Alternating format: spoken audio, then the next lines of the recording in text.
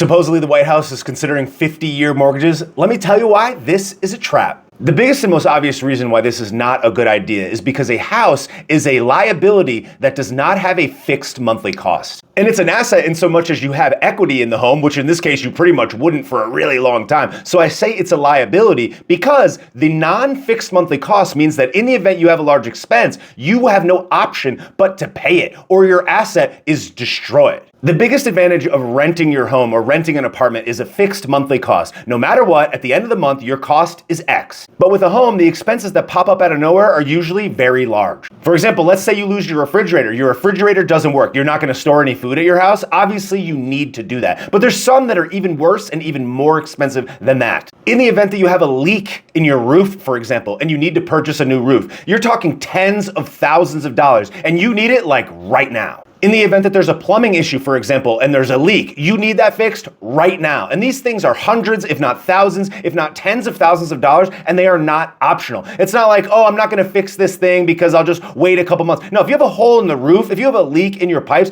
you need to fix that now or it will damage more and cost you even more money. And the whole premise behind the 50-year mortgage is you're reducing your monthly costs and likely reducing your down payment initially, which means that if you can't save the amount of money that's necessary to purchase that home the normal way that we have been doing it and pay the monthly fee the normal way that it's set up right now, you probably shouldn't be purchasing a home to begin with. I know that that's harsh, but that's real. The average time that an American stays in a home is 11 years, and for a younger homeowner, it's actually 3 to 5 years. This 50-year supposed mortgage would appeal probably the most to younger homebuyers who are likely going to move in 3 to 5 years statistically. If you buy a house that has a 50-year mortgage, at the end of 3 to 5 years, you will have almost no equity in the home at all. And the way an amortization schedule works, you're paying the majority, the lion's share of the interest in the initial couple of years. So on a 50-year mortgage, it's likely that your equity payment percentage of that monthly payment will be like almost nothing. And while you are simultaneously building almost no equity at all, you're carrying the risk of potentially there being a massive expense that pops up out of nowhere. It was the middle of the summer a couple of years ago. My air conditioning stopped working. I needed a new one, $7,000.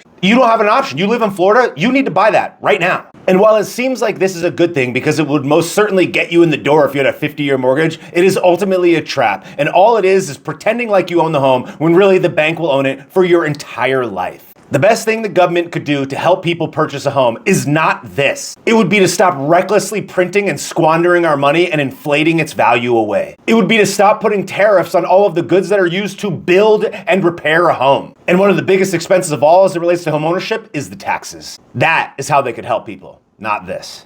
Don't fall for it.